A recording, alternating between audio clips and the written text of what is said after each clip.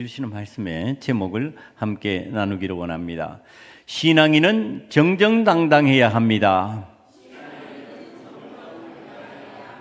다시 한번 더 해볼까요? 신앙인은 정정당당해야 합니다.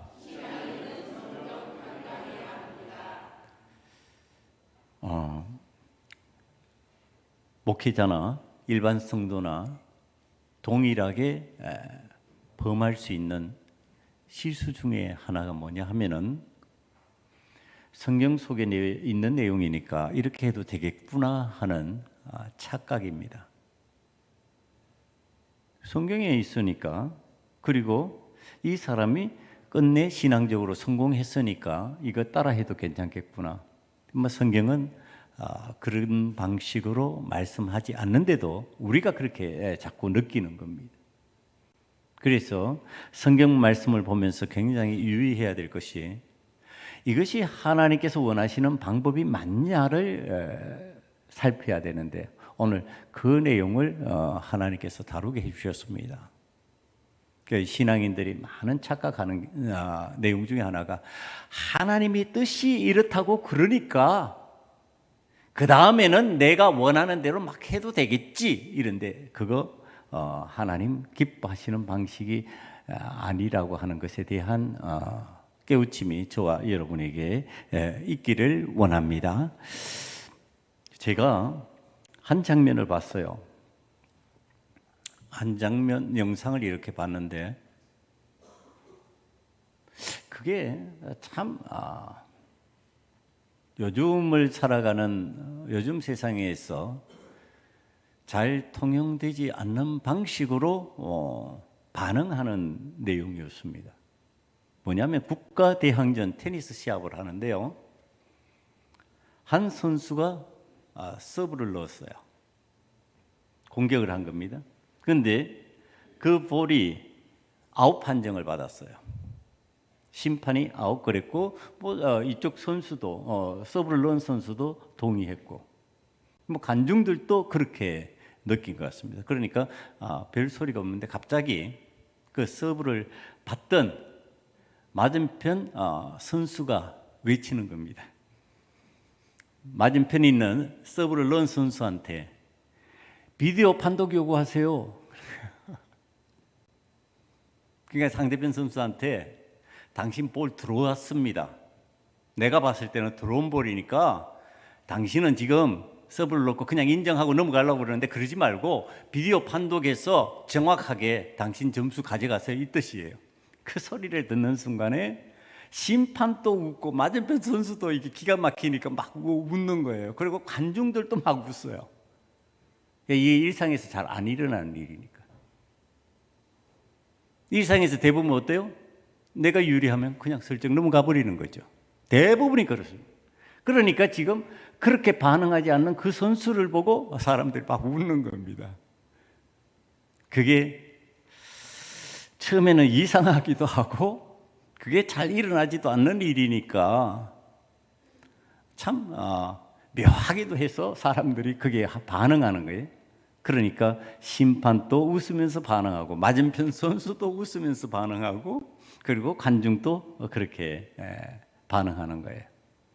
그런데 이 맞은편에 있는 선수가 그 말을 들으면서도 좀 자신이 생각해도 의의가 없으니까 그냥 가만히 있는 거예요. 그러니까 이 맞은편 공격받았던 선수가 다시 얘기하는 거예요. 비디오 판독 하시라니까요. 비디오 판독 하세요. 그래요. 그러니까 맞은편에 있는 선수가 이제 그때서야 웃음을 멈추고 심판에게 비디오 판독 요청합니다. 이렇게 된 거죠. 그래서 이제 판독을 했는데 진짜 마지막 라인에 살짝 걸쳐 있는 거예요, 볼이. 그래도 그거는 인이에요, 아웃이 아니고. 그 성공한 겁니다. 그 다음에 어떤 일이 일어났을 것 같아요? 공격한 선수가 점수를 가져갔죠. 공격을 당한 선수는 안 잃어도 될 점수를 지금 잃어버린 상황이 됐죠. 근데 그때 관중석에서 우려와 같은 박수가 나옵니다. 정정당당하다는 것이요. 당신 한 일이 옳았다. 여러분, 이 게임의 결과는 저는 모릅니다. 비디오 판독을 하라고 말했던 그 선수가 졌는지 이겼는지 그건 그렇게 중요하지 않습니다. 그걸로 인하여 가지고 어떤 결과가 나온 게 중요한 게 아니라 지금 그런 시합을 정정당당하게 해나갔다고 하는 것에 대한 옳음입니다. 여러분, 지금 우리들이 살아가는 세상에서 이런 정정당당함이 있을까? 아니, 신앙생활을 한다고 하는 우리조차도 나에게 유리하면 슬쩍 그냥 넘어가 버리는 거 아닌가? 분명히 잘못된 것인 줄 알면서도 그냥 내가 편하니까, 내게 유리하니까, 내가 원하는 거니까 그렇게 넘어가 버리는 거 아니냐? 그럼 오늘 우리들이 살아가는 세상에서 이런 일들이 웃음으로 반응할 일이 아니고 당연하게 그것에 대해서 긍정적인 반응이 나와야 하는데 전부 웃고 있는 거죠. 왜? 안 일어나는 일이니까. 그럼 신앙인인 우리들에게는 과연 그런 일이 흔하게 일어나고 있는가? 그렇지 않다고 하는 사실에 대한 성경적인 이야기를 하려고 하는 겁니다. 성경에서 우리들이 얼마나 기대하고 원하는 것이 하나님 앞에서 꿈꾸는 그 일이냔 말이에요. 하나님 앞에서 다 꿈을 꾸잖아요. 내가 뭐가 되고 싶다, 어떤 것을 하고 싶다.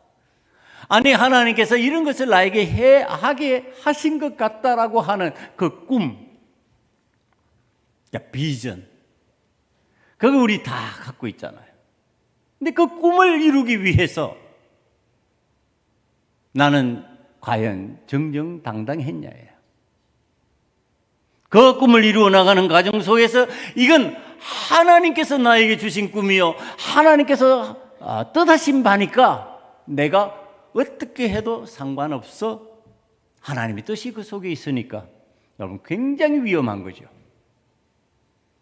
예수님이 이 땅에 오셔서 십자가를 지시는 사건이 일어날 때 예수님은 십자가를 지러 오셨어요. 피하러 오신 분이 아니에요. 그럼 제자 가룟 유다가 하나님의 뜻이니까 나의 스승이요 구세주인 예수님을 팔아도 되냔 말이에요, 여러분.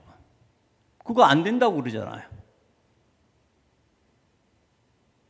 그런데 우리는 하나님의 뜻이라는 이름에 내 뜻을 붙여서 하나님의 뜻을 빙자해서 마치 그래도 되는 것처럼 정당성을 자꾸 부여하는 거죠. 정정당당하지 못한 거죠. 그러니까 우리 신앙생활을 그런 방식으로 하는 경향들이 있다고 이번 주간에 제가 하나님 앞에서 말씀을 묵상하는 가운데 오늘 본문을 주셨습니다. 여러분, 하나님의 성향은 어떠신 것 같습니까? 하나님은 공평하신 분이요, 하나님은 정의로우신 분이시요, 하나님은 공정하시고 부끄러운 일을 행하시지 않는 분입니다. 그러니까 우리 표현대로 정정당당하신 분입니다. 하나님의 속성이 그렇습니다. 그럼 오늘 하나님의 자녀라고 하는 우리들 속에는 우리 하나님께서 어떻게 살아가기를 원하시는 속성이 있어야 되냔 말이에요. 꿈을 이루기 위해서 적당히, 대충대강, 내가 원하는 방식대로 그거 되냐? 안 된다. 그렇게 하면 안 된다. 그걸 이제 성경의 성경이 우리에게 가르쳐 주시는 내용이에요. 우리가 오늘 본문에 나와 있는 야곱의 아들들에 관한 이야기가 있습니다. 자, 이 부분을 갖다가 해석하는 대부분의 목회자들은 이것은 야곱으로부터 대물림된 정정당당하지 못한 모습이다, 이렇게 얘기를 합니다. 그런데 야곱이 하나님 앞에서 축복을 받고 축복받은 것을 갖다가 이삭이 바꾸지 않습니다. 이거 잘못된 축복이다 그러고서 그것을 갖다가 에서의 축복으로 돌리려고 하지 않습니다. 이건 하나님의 뜻이다 그러고 받아들입니다. 자, 여기에서 그렇게 해서라도 축복을 받으면 됐지. 자, 신앙인들이 이쪽으로 자꾸 넘어가는 겁니다. 하나님의 뜻 있었잖아요. 큰 자가 작은 자를 섬길 것이라고 가르쳐 주셨으니까 야곱이 속여서라도 복을 받으면 되는 거죠. 아니, 야곱이 그 장자의 명분을 사모한 것에 대해서는 우리가 동의하고 그런 마음 가져야 된다. 여기까지는 맞습니다. 그러나 그런 사모함 때문에 그는 하나님의 뜻이 있었다고 하는 이유 때문에 야곱이 그런 식으로 해도 될까? 안 된다를 가르치기 위해서 야곱의 아들들을 등장시켜서 이제 이야기가 전개되는 것 우리는 창세기를 하면서 이미 알고 있습니다. 야곱의 가정은 이제 12아들로 구성이 되어 있습니다. 이 12아들과 딸이 있었지만 12아들 중심으로 이제 야곱의 아들들을 이해합니다. 아브라함은 독자 이삭을 100세에 낳았어요. 이제 하나님께서 지금 하나님이 원하시는 방식으로 이끌어 가시는데 아브라함에게서 독자 이삭이 나오게 하셨고요. 이삭에게서 쌍둥이 두 형제가 나오게 했습니다. 이제 저 배가 됐지요. 두 형제가 나왔는데 이제 이 야곱에게서 12아들이 나오는 겁니다. 그리고 이스라엘의 12지파가 거기에서 구성이 되는 겁니다. 그러니까 야곱이 그의 하나님께서 주신 이름답게 이스라엘, 그 이름으로 이스라엘 지파 공동체가 야곱으로부터 시작합니다. 그 은혜를 받은 야곱, 그 은혜에 결실된 12지파의 시조가 되는 그의 아들들, 그 아들들이 한 짓을 성경이 이렇게 가르쳐 줍니다. 자, 이제 12아들 중에 유독 아버지의 사랑을 더 받던 요셉이 있었습니다.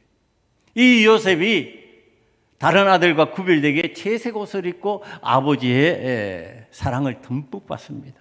그렇게 사랑받는 아들이 하루는 꿈을 꿨다 그러고 형님들 앞에서, 아버지 앞에서, 부모님 앞에서 자랑을 하는데 그 꿈이 형들이 자신들에게 절하는 내용의 꿈입니다. 분노가 생겼습니다. 아니, 저놈은 꿈을 꿔도 참 우리의 심사를 뒤틀리게 하는 꿈을 꾸는구나. 저 미운 놈, 보기 싫은 놈, 아버지의 사랑을 빙자해서 우리에게 참 좋지 못한 우리의 잘못된 것을 아버지에게 다 고자질을 하는 놈. 막 이런 식의 이제 이해가 있습니다. 여러분, 이게 그런 마음에 있는 형들의 그 마음이 요셉의 꿈을 그냥 받아들이냐? 그냥 못 받아들입니다. 저 꿈대로 되나 한번 보자. 그 꿈이 이루어지나 보자. 그럼 그 꿈을 이룰 수 없게 하는 방식이 뭘까? 죽여버리자죠, 처음에는. 그래서 우리의 손으로 피를 묻히게 뭐 하니까 웅덩이에다가, 깊은 웅덩이에다가 요셉을 던집니다. 그랬다가 유다가 제안을 하죠. 야, 여기서 죽게 하는 것보다 우리가 차라리 그 생명 살려서 살아가게 만드는 것, 그리고 우리는 그 돈을 취하는 방식, 그게 좋지 않냐? 그러고서 제안한 게 노예로 파는 겁니다. 애굽의 노예로. 그래서 요셉을 노예로 팔아버립니다. 그 다음에 이 형들이 요셉의 옷을 가지고 거기에 짐승의 피를 묻히고 아버지에게로 가져와서 이제 거짓말하는 거죠. 이거 아버지, 요셉의 옷 맞지요? 요셉의 옷 같습니다. 여기에 피가 묻어 있는 거 보니까 요셉이 죽은 것 같습니다. 자, 이제 형들은 아버지 앞에서 거짓말을 하고요. 그리고 그 거짓말로 인하여서 요셉이 죽었다고 야곱은 통곡을 합니다.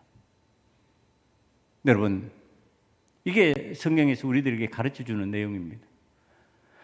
지금 이 아들들이 요셉의 꿈에 대해서 정당하게 반응하지 못하고 비겁한 반응을 합니다. 여러분, 꿈이 기분 나쁘면 어떻게 하면 돼요? 야, 네 그 꿈 꿨는데 그 꿈에 우리가 네에게 절한다면은 야, 우리는 너의 하수가 되는 거니까 우리는 그것이 기분 나빠. 너 지금 그렇게 말하는 방식이 기분 나빠. 이게 이제 정상적으로 대응하는 방식이잖아요. 그렇게 말했다면은, 그런 반응을 보였다면은 죽음으로까지 연결하지 않고 노예로 파는 방식으로 연결하지 않았을 겁니다. 여러분, 그런데 정정당당하게 반응하지 못하니까 거기에서 거짓말이 나오고요. 그 거짓말이 나오면서 이제 그 고통이 아버지 야곱에게 전이 되는 겁니다. 여러분, 이 아들들을 키우면서 야곱이 보여줬던 삶의 방식을 지금 성경이 얘기해 주는 겁니다. 세상을 살아가려면 때때로 거짓말해야 돼. 세상을 살아가려면 때때로 그렇게 해서라도 내 뜻을 이루어야 돼. 내 꿈을 이루어야 돼. 자, 이게 아들들이 아버지를 보면서 안 배웠겠냔 말이에요. 누구 보고 배웠겠냐고, 그걸. 그러니까 지금 이 아들들이 아버지에게 거짓말한 거, 아버지가 거짓말하는 방식 그대로 배웠을 것이다. 정정당당하게 반응하지 못하는 방식을 이 아들들이 아버지에게 배웠을 것이다라고 하는 사실이에요. 여러분, 자, 이게 이제 우리들이 신앙생활을 하면서 굉장히 유의해야 될 제목이에요. 내가 하나님 앞에서 정정당당한 신앙인으로 살아가지 못하면 내 자녀가 그 영향을 받는다고 하는 사실이에요. 내 주변에 있는 사람들이 그 영향을 받아버리는 거예요. 내가 하나님 앞에서 정정당당하고 힘들어도 정직하게, 힘들어도 바르게 그래야 되는데, 내가 유익하다고 생각하는 방식대로 나에게 더 유리하다고 생각하는 그 방식을 따라 하나님의 뜻이 있다고 했으니까, 하나님이 함께 하신다고 했으니까 나는 해도 돼라고 하는 생각을 한다면은, 야곱의 아들들이 아버지를 상대로 해서 아버지가 만들었던 그 일들, 그것에 대한 대가를 치르는 방식을 성경이 우리들에게 가르쳐 주고 계시다고 하는 사실입니다. 여러분, 지금 이삭이 자기 아들 야곱에게 축복하지 아니하고 자기가 생각하는 대로 내가 좋게 여기는 에서에게 축복하기로 작정하는 나이가 성경에는 안 나와 있죠. 자, 이걸 갖다가 자료를 찾아서 보면은 나이가 나와 있습니다. 이삭이 지금 이렇게 말하고 있는 나이가 137세예요. 그럼 137세인데 야곱은 몇 세일까? 77세예요, 이때. 근데 이때까지 야곱은 결혼을 못 했지요. 에서는 어떻게 했습니까? 결혼했어요. 이방 여인들과 결혼했어요. 아버지가 원치 아니하는, 부모가 원치 아니하는 결혼을 하고요.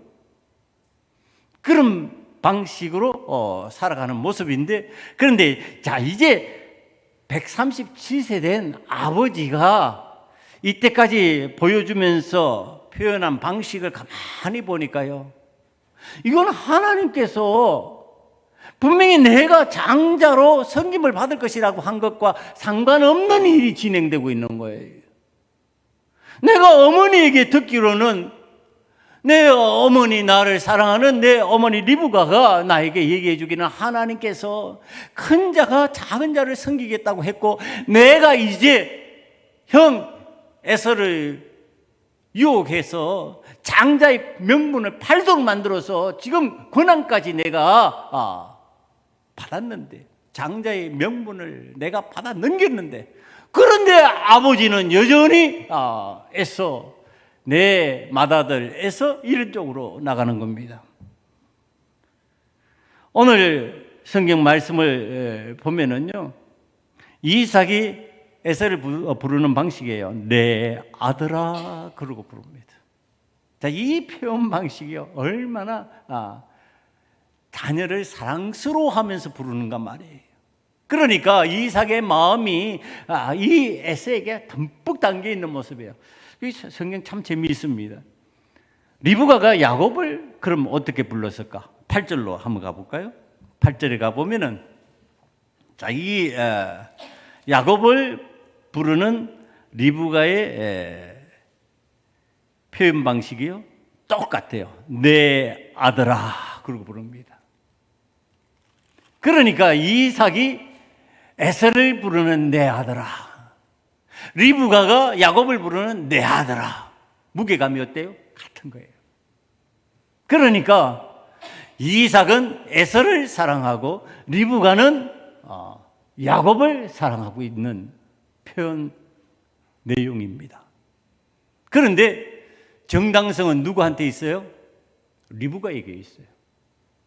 리브가와 이삭이 함께 들었는데, 리브가는 분명히 하나님께서 에서가 아닌 야곱에게 장자의 권한이 있다고, 큰 자가 될 것이고 큰 자가 작은 자를 섬길 것이라고 그러셨거든요.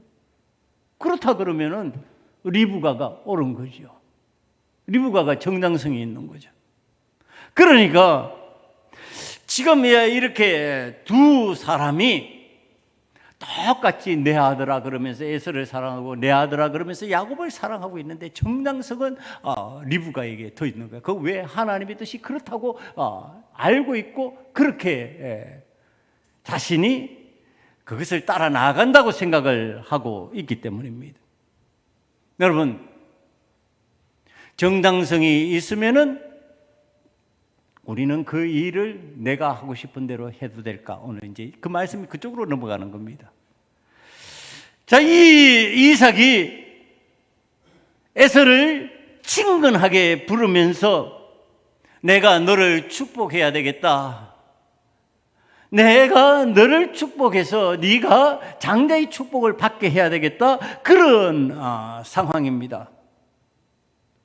여러분, 이게 여러분들이 이제 성경을 읽으면서 잘 연결시켜서 볼 수 없는 부분 중에 하나인데, 오늘 축복하려고 하는 나이가 137세라고 그랬죠.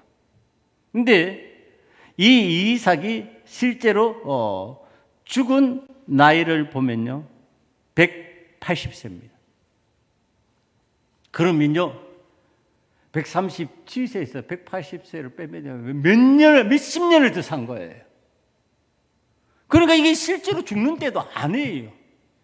죽는 때도 아닌데 이삭이 왜 이렇게 축복하려고 그리고 이런 상황을 만들어 갈까? 그 이유가 있습니다. 이게 이제 다 전부 다 우리가 살아가면서 스스로가 정당성을 자꾸 부여하면서 하나님 뜻하고 상관없이 진행시켜버리는 일 중에 하나예요. 137세에 지금 아들 에서에게 장자의 축복을 하려고 하는 이 이삭의 마음은 어떤 마음이었냐? 이복형 이스마엘이 있었죠. 이스마엘이 몇 살에 죽었냐 하면요, 137세에 죽었어요. 그러니까 14년 전에 137세에 죽은 이스마엘을 기억합니다. 그런데 지금 내 나이가 몇 살이에요? 137세예요. 나도 죽을 때가 되어 가는구나 이렇게 생각한 거죠. 근데 그게 내 때지 하나님의 때는 아니었어요. 하나님은 180대의 그를 불렀으니까 180세의 그를 부른 하나님하고 지금 137세에 내가 축복하고 내가 이 축복권을 넘겨줘야 되겠다고 생각하는 거하고는요 43년의 차이가 있는 겁니다. 여러분, 우리가 신앙생활 이래 하면 안 된다는 얘기를 하는 겁니다. 내가 내 생각에 때를 만들고 내 생각대로 진행하려고 하는 이 이삭의 성향이 하나님의 때와 상관없이 내 때를 이루어 나가려고 하는 일로 진행을 시키고 있더라. 그게 137세의 에서에게 장자의 축복을 하려고 하는 이삭의 모습이에요. 실제로는 43년을 더 살다가 죽는데 그러고 있단 말이에요. 여러분, 오늘 우리들이 신앙생활을 하면서 내가 생각하는 조급함, 내가 판단하는 내용들, 상황 보면, 환경 보면요, 이거 죽을 때가 된 거예요. 죽을 때가 된 건데 그건 하나님의 때가 아니고 누구 때예요? 내 때예요. 내 때. 내가 바라보는 때예요. 내가 바라보면 위험해. 내가 바라보면 준비해야 될 것 같아. 그러니까 43년 전에 지금 불러다가 이 일을 진행해 나가려고 하는 모습입니다. 여러분, 이러한 이삭의 모습 속에서요, 우리는 하나님의 말씀과 상관해서 몇 가지를 좀 살펴볼 내용이 있습니다. 25장 23절을 보면요, 여호와께서 그에게 이르시되 두 국민이 내 태중에 있구나. 두 민족이 내 복중에서부터 나누이리라. 이 족속이 저 족속보다 가겠고 큰 자가 어린 자를 섬기리라 하셨더라. 이게 이삭과 리브가에게 하나님께서 계시하신 말씀입니다. 그러니까 알고 있어요? 모르고 있어요? 알고 있어요. 알고 있는데도 여전히 성향이 에서가 좋은 거예요. 이게 이제 성경에서 표현하는 방식이에요. 이삭이 에서에게 네가 사냥 나가서 네가 그것을 요리해서 나에게 내가 즐기는 요리를 해달라고 그럽니다. 그러니까 내가 좋아하는 것을 누가 충족시켜주고 있어요? 에서가 충족시켜주고 있는 거예요. 하나님의 뜻은 아닌데 나를 만족시켜주는 이 에서가 됐으면 좋겠다. 하나님께서 말씀하셨음에도 불구하고 아니라고 그래버리는 거예요. 여러분, 이게 하나님 앞에서 우리가 신앙생활 하면서 하지 말아야 될 일이에요. 그 다음에 이 이삭이 또 알고 있는 거 있어요. 가정사이니까 알고 있어요. 그게 뭐냐면은 에서가 장자권을 대해서 장자권을 무시하고 포기하는 듯한 모습이에요. 그게 25장 32절에서 33절에 나와 있습니다. 에서가 이르되 내가 죽게 되었으니 이 장자의 명분이 내게 무엇이 유익하리요? 야곱이 이르되 오늘 내게 맹세하라. 에서가 맹세하고 장자의 명분을 야곱에게 판지라. 자, 이거 가정사에서 일어난 일이에요. 그 이삭 알고 있었을 거예요.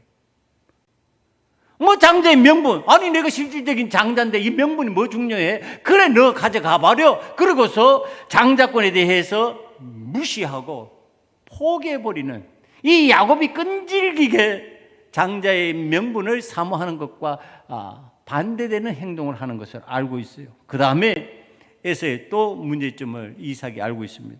그건 이방 여인과의 결혼이에요. 26장 34절 35절입니다.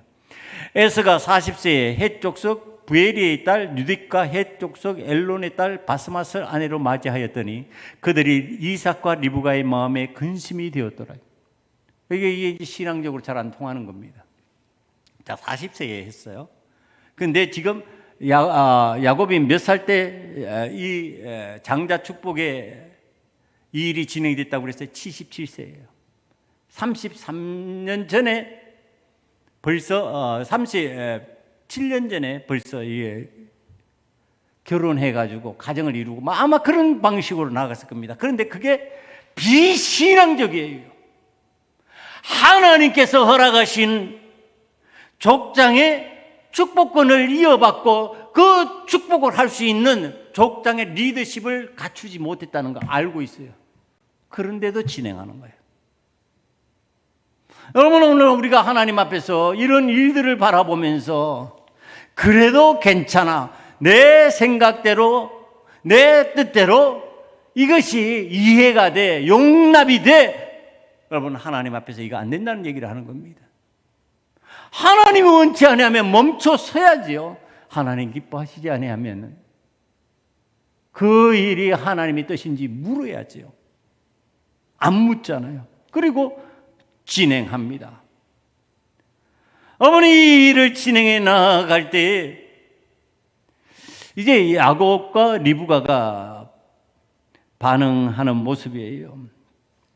이 리브가가 가만히 살펴보니까 남편 이삭이 에서를 불러다가 장자의 축복을 하려고 그러는데 자기가 알고 있기로는 하나님께서 어떻게 하셨냐 하면은 에서가 아닌 야곱이에요.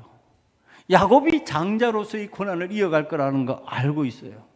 그러니까 리브가가 주도적으로 이제 이 일을 만들어가기 시작합니다. 야곱을 불러서 병약하고 약점이 생겨 있는 남편을 속이기로 작정합니다. 이 이삭이 잘 안 보이고 잘 분별할 수 없는 상황. 여러분, 이게 아내가 해서는 안 될, 하나님 앞에서 하면 안 될 일을 지금 하고 있는 거예요. 이게 뭐냐면은 이삭이 어떻게 되었든지 상황적으로 영적 분별력이 약화되어 있는 모습이에요. 하나님 원치 않은 일을 지금 진행하고 있으니까. 그래서 잘 안 보이고 영적으로 영성이 약해져 있는 상황이라면 아내가 그것을 알고 있어. 어떻게 해야 될까요, 여러분? 어떻게 해야 될 것 같아요? 여러분 같으면 남편에게 얘기해 줘야죠. 아니, 하나님께서 우리들에게 계시한 것은 큰 자가 작은 자를 섬기라고 한 것 아니냐. 남편의 영성을 깨워줘야죠. 그리고 바른 판단을 하도록 돕는 자, 협력자가 되어야지요. 그런데 남편이 완강하다고 그래가지고 내가 거짓말로 내 아들을 야곱을 에서로 바꾸어서 대신 축복받게 하는 방식으로 만들어 가려고 진행해 나가고 있는 이 리브가의 정정당당하지 못한 신앙생활의 모습. 여러분, 이게 자녀를 양육할 때 우리들이 조심해야 될 방식이 아니냔 말이에요. 지금 리브가가 야곱을 향해서 뭐라고 말하는 거야? 너 거짓말 시켜. 너 복받기 위해서라도 거짓말 시켜야 돼. 내 아버지 속여 먹어야 돼. 너 목소리를 에서처럼 변조해. 내 몸에 털이 없으면은 염소 새끼의 털을 갖다가 감고서 에서인 것처럼 행동해. 에서의 옷을 입고 에서의 향취가 나도록 만들어. 여러분, 이게 어머니가 자녀를 양육하는 방식 맞냐는 말이에요. 이 신앙인들이 자기의 자녀를 양육하는 방식 맞냔 말이에요. 오늘 하나님 앞에서 이것이 정정당당한 신앙인의 모습 맞냐는 거예요.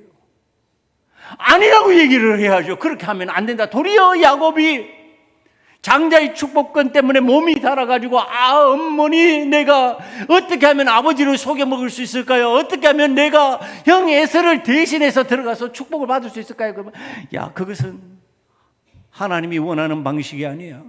하나님이 기뻐하시는 방식이 아니잖아. 우리는 하나님의 때를 기다리자. 하나님께서 역사하실 거야. 하나님께서 우리를 도우실 거야. 우리 함께 기도하자. 아니, 이렇게 나가야지. 지금 어머니 이삭이 의도적으로 속여 나가고요. 의도적으로 지금 아들을 그쪽으로 끌고 가고 있는 겁니다. 이러고서야 그 아들이 다른 사람들에게 그런 모습 보이지 않게 생겼냔 말이에요. 그러니까 손자들이 결국은 보고 배우는 게 그 아버지에게서 그 내용을 보고 배우는 거죠.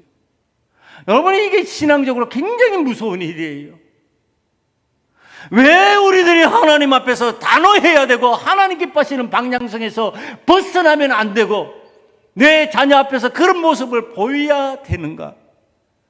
그게 내 자녀에게 그대로 넘어가기 때문에 그렇습니다.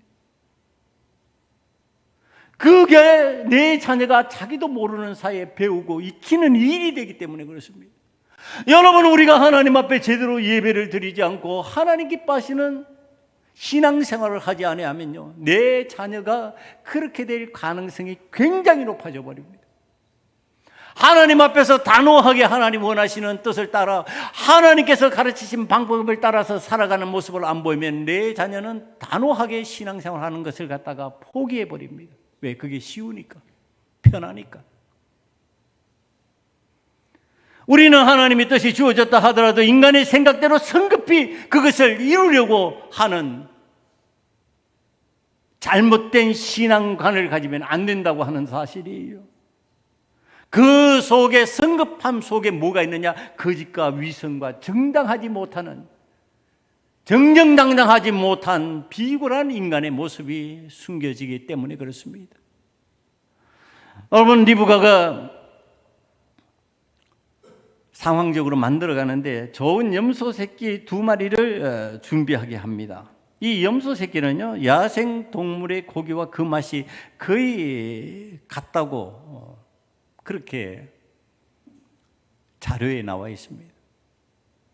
그러니까 지금 속이는 기술을 가르쳐 주는 거예요. 이게 여러분 성경에서 우리들에게 이거 하라고 가르쳐 주는 거 아니에요. 하지 말라고 가르쳐 주는 거예요. 속이는 기술을 내 자녀에게 전수해 주고 있는 거예요. 그러니까 야곱은 속이는 자가 되어버리는 거예요.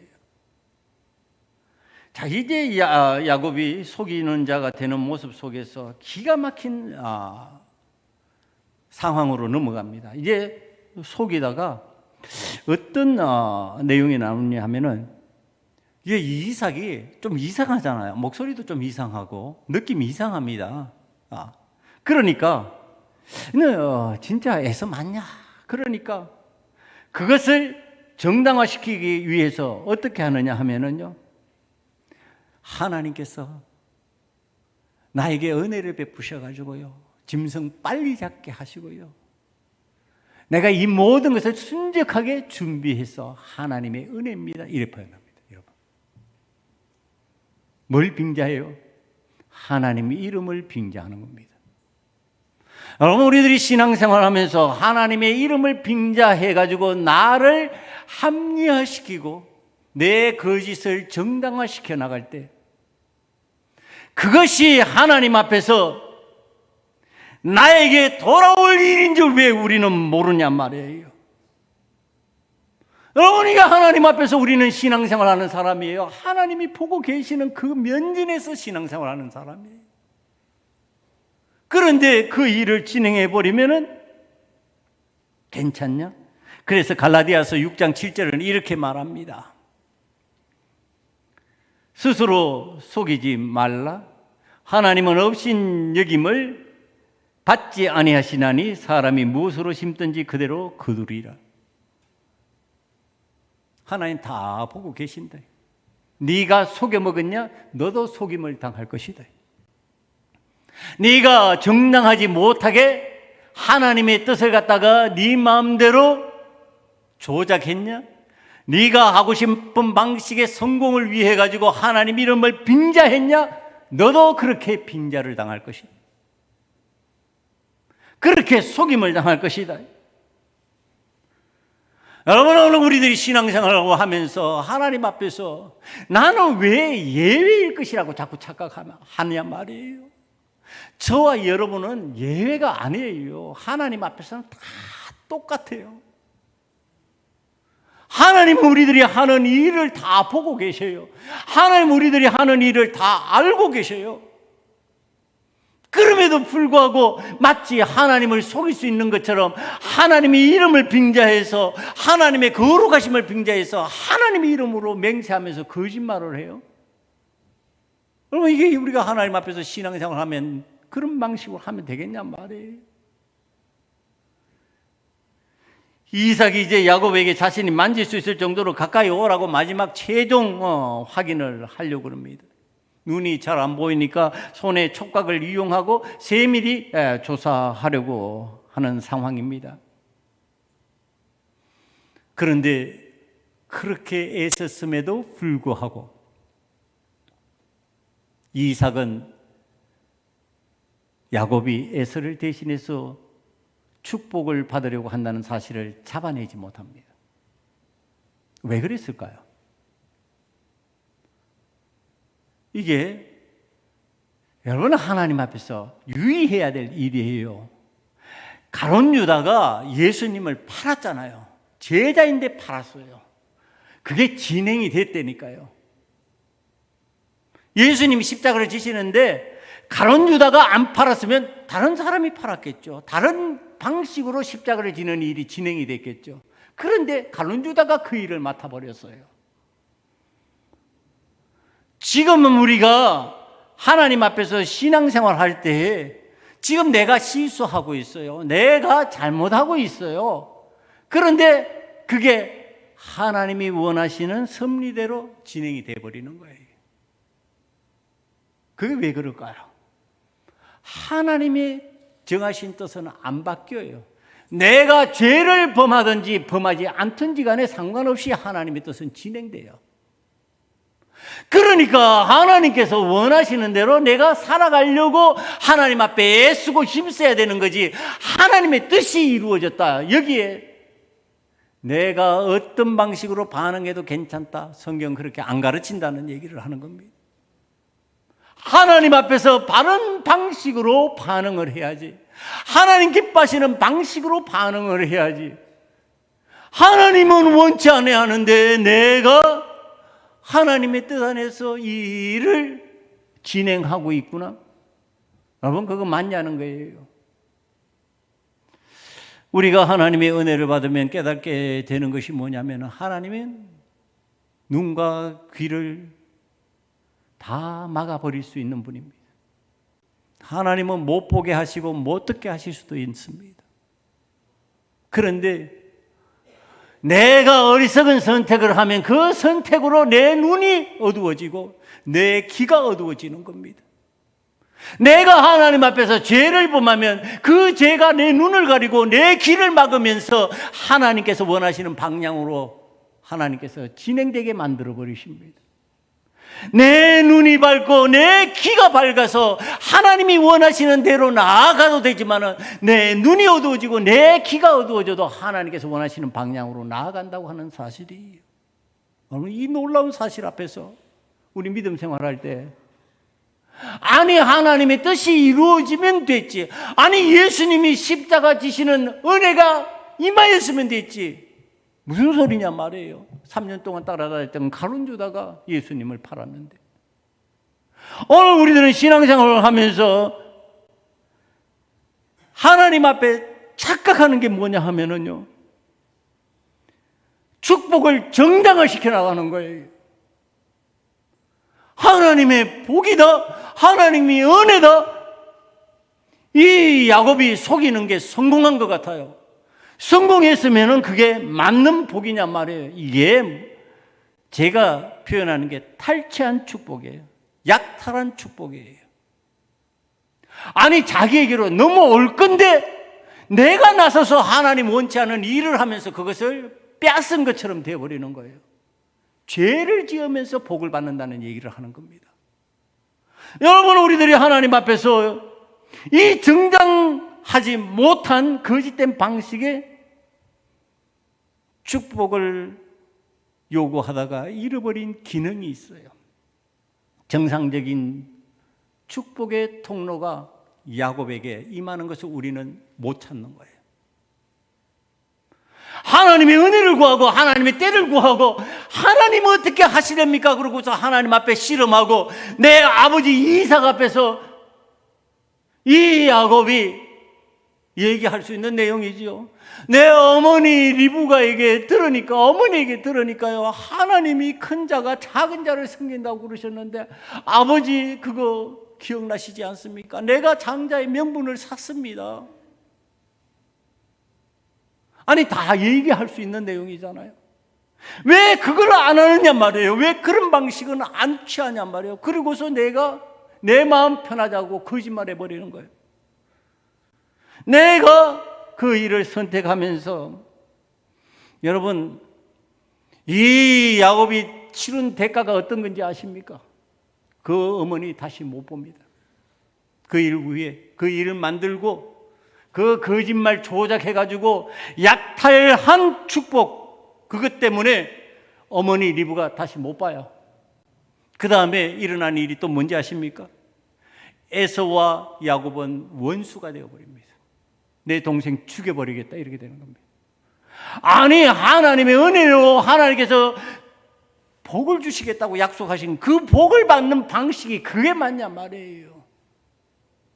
하나님의 은혜의 방식을 따라가고 하나님 앞에 은혜를 구하고 하나님 앞에 정당하게 살아가는 방식으로 복을 받았으면 형제끼리 왜 이런 마음이 생기냐 말이에요. 왜 내 어머니를 다시 보지 못하는 상황으로 갔을까? 여러분, 가정의 행복이라는 게 뭐예요? 서로 마주보고 이야기하고 서로 우습고 서로 격려하고 함께 살아가는 게 이게 가정의 행복인데 이게 파괴돼 버리잖아요. 이게 안 되는 일이잖아요. 우리는 이 잘못된 축복을 받는 방식에 혹이나 한국의 기독교인들이 이런 데 익숙해져 있는 거 아닌가? 어떻게 해서라도 복을 받으면 되지. 아니, 어떻게 해서라도 복을 받는 게 아니에요. 하나님께서 원하시는 방식대로, 하나님의 은혜의 방식대로 하나님의 긍휼을 힘입어서 복을 받아야죠. 저와 여러분은 하나님의 은혜 가운데, 긍휼 가운데 복 받는 자가 되기를 간절히 축원합니다. 그러면 이제 찾아내야 되잖아요. 우리는 그리스도인이에요. 신앙인들이에요. 그럼 거기서 찾아내야죠. 자, 이제 예수님이 정정당당한 방법으로 축복의 통로가 되는 방법, 이게 이제 그 축복이 넘어오는 거예요. 자, 예수님이 십자가를 지시잖아요. 예수님이 창에 옆구리를 찔리셔가지고 피와 물을 다 쏟으시잖아요. 예수님이 가시면류관을 쓰시고 손과 다리에 못을 박히시잖아요. 못이 박히잖아요. 그래서 고난 가운데서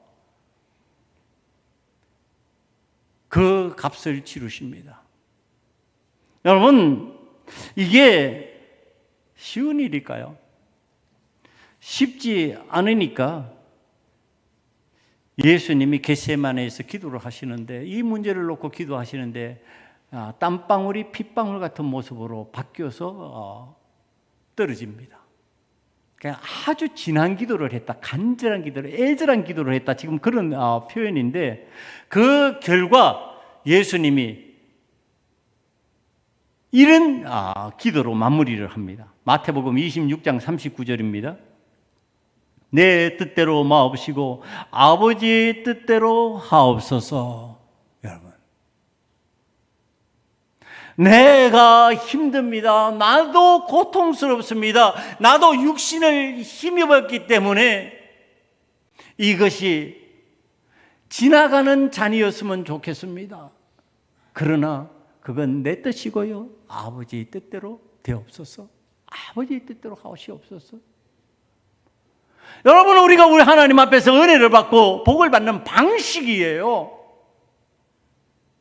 내 뜻을 꺾어버리고 하나님의 뜻을 세워나가는 겁니다. 하나님의 뜻이면 내가 손해를 보는 것 같고 내가 느린 것 같고 안 되는 것 같아도 그 방식을 따라가겠습니다. 야곱이 그랬어야죠. 내 얍삭한 방법으로, 내 거짓된 방식으로 형의 마음을 뒤집어 놓고 하나님 원치 않는 사람이 되어서 도망자가 되는 삶으로 살아갈 수밖에 없는 복을 내 장자의 복으로 받지 않기를 원합니다. 하나님의 은혜 가운데 하나님께서 마련해 주신 그 은혜의 장소에서 그것을 누리면서 그런 방식으로 하나님 앞에 정정당당하게 살아가기를 원합니다. 여러분, 이게 야곱의 기도의 내용, 이게 장자의 축복을 받는 방식이 되어야죠. 오늘 우리들이 십자가를 지려고 그러면 어떤 삶의 두려움이 옵니까? 고통, 고난, 내가 과연 저것을 제대로 해낼 수 있을까에 대한 두려움 다 찾아옵니다. 그런데 우리는 정정당당하게 그 은혜 속으로 들어가는 겁니다. 그거 피하는 거 아니에요. 그거 숨는 거 아니에요. 여러분, 하나님 앞에서 내게 찾아온 고난이 있어요. 내게 찾아온 고난이 있으면 그 고난 때문에 하나님 원망하고 하나님 원치 않는 사람으로만 전락할까? 아니면은 그걸 통해서 하나님의 영광을 더 내는 삶으로 갈 수 있을까? 어느 쪽이에요? 정정당당해진다고 하는 것은 오늘 내가 어떤 상황이 되어서도 하나님의 영광을 드러내는 사람으로 세움받는 복을 받는다는 뜻입니다. 여러분, 그게 어떤 거예요? 내가 고난에 빠져서 내가 힘들어. 그런데 나는 그 고난 가운데 좌절하지 않아. 그 고난 가운데 낙심하지 않아. 하나님께서 나의 하나님이 되시니까 내가 이 고난 가운데서도, 이 환난 가운데서도 하나님의 긍휼을 체험합니다. 하나님의 은혜를 체험합니다. 하나님은 나의 하나님이십니다. 나를 도와주고 계십니다. 나와 동행하고 계십니다. 그래서 내가 세상이 부는 바람 따라 요동하지 않습니다. 세상이 원하는 대로 내가 끌려가지 않습니다. 그걸 지켜보는 사람들이, 야, 저게 진짜 하나님 믿는 사람이구나. 이게 복이 아니냐 말이야. 이게 정정당당하게 하나님 앞에서 신앙생활하면서 복받는 방식이 아니냐 말이에요. 아니, 세상 사람들과 같이 그렇게 내가 누리고 내가 이루어 나가는 성취가 복이냔 말이에요. 그 짓을, 그 다음에 정당하지 못한 일들을 진행하면서 내가 원하는 것 이루면 그게 복이냐? 그게 은혜냔 말이에요. 여러분, 오늘 우리들이 하나님께서 원하시는 신앙생활을 하면서 살아가는데, 우리가 그 신앙생활을 하는 방식은 하나님의 뜻을 빙자하여서 내 뜻을 이루어 나가는 방식이 아니에요. 하나님의 뜻에 내가 완전히 굴복하는 방식이에요. 하나님 뜻대로 하시옵소서. 하나님이 하시면 나는 따라가겠습니다. 주께서 원하시면 따라가겠습니다. 주님이 십자가 지고 가셨으면 나도 십자가 지고 갈렵니다. 내 십자가가 선명하게 보이게 해주시옵소서. 내 십자가에서 내가 주님과 함께 나도 피를 흘리면서 부활의 그때를 기다리겠습니다. 여러분, 이게 복받는 방식 아니냔 말이에요.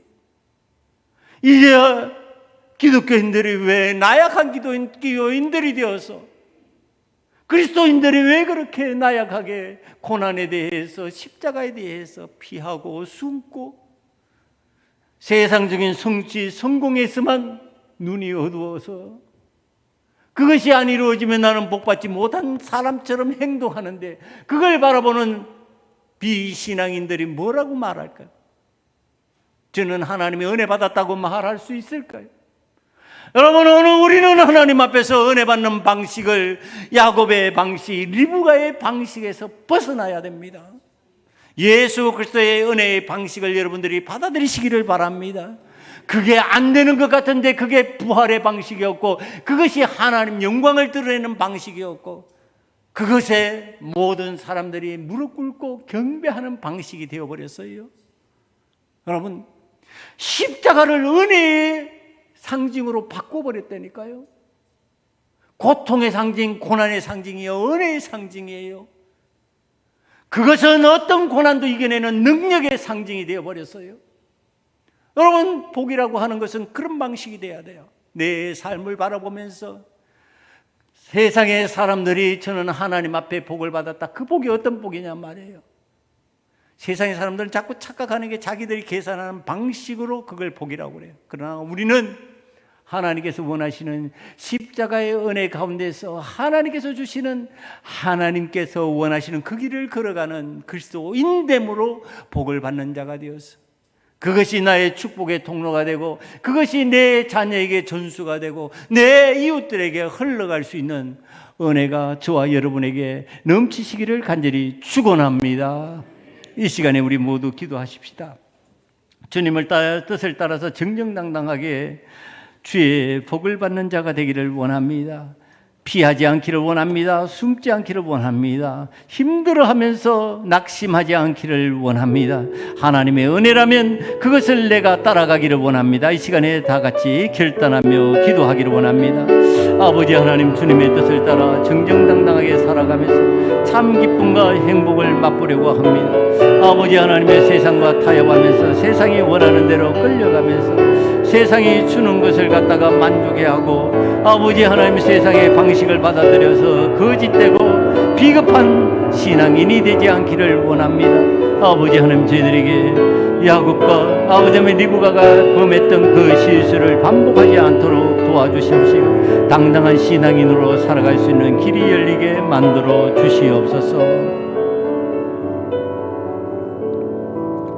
아버지 하나님, 하나님의 은혜로 저희들은 정정당당한 신앙인이 되기를 원합니다.